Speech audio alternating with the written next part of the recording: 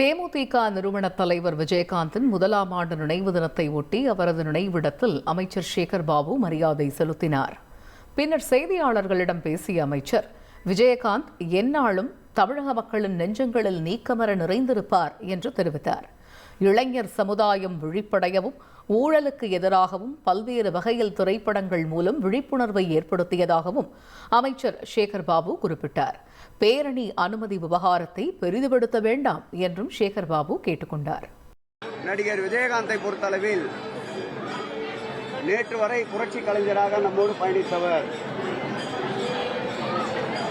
அவர் எந்நாளும் தமிழக மக்களின் நெஞ்சங்களில் நீக்கமர நிறைந்திருப்பார்.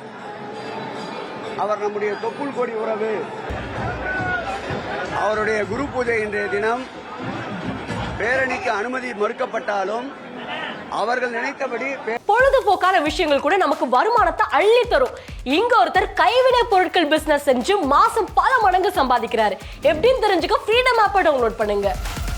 பேரணி நடந்திருப்பதில் நீங்கள் அனைவரும் அவர்களும் மகிழ்ச்சி அடைவார்கள். முதலமைச்சர் குரு பூஜையின் மீது அவர் விஜயகாந்தின் மீது கொண்டிருக்கின்ற மாறாத பற்றின் காரணமாக அவர் அரசவையிலே இருக்கின்ற ஒரு அமைச்சரையே நேரடியாக அனுப்பி அவருடைய குரு பூஜையிலே நாங்கள் பங்கேற்றிருக்கின்றோம். அவர்கள் குடும்பத்தில் ஒருவராக அவர்கள் குடும்பத்தோடு நின்று நான் குரு பூஜையில் பங்கேற்றிருக்கின்றேன். ஆகவே இதை ஊதி பெரிதாக்க வேண்டாம். மறைந்த தேமுதிக நிறுவன தலைவர் விஜயகாந்தின் முதலாம் ஆண்டு நினைவு தினத்தை ஒட்டி அவரது நினைவிடத்தில் முன்னாள் முதல்வர் ஓ பன்னீர்செல்வம் மரியாதை செலுத்தினார். விஜயகாந்த் சிலைக்கு கற்பூரம் காட்டியும் மலர் தூவியும் மரியாதை செலுத்தினார். பின்னர் செய்தியாளர்களிடம் பேசிய ஓ பன்னீர்செல்வம், விஜயகாந்தின் அரசியல் மற்றும் திரைப்பட வரலாறு என்றென்றும் நிலைத்து நிற்கும் என குறிப்பிட்டார். ஒரு அரசியல் கட்சியை துவங்கி எதிர்க்கட்சி தலைவர் என்ற நிலைக்கு உயர்ந்து திரைப்படங்களில் தனக்கென ஒரு தனி முத்திரையை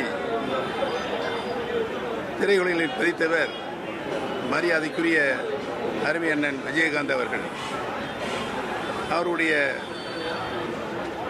வரலாறு, அரசியல் வரலாறு, திரைப்படத்தினுடைய வரலாறு என்றென்றும் நிலைத்து நிற்கும் என்பதனை தெரிவித்துக் கொள்கிறேன்.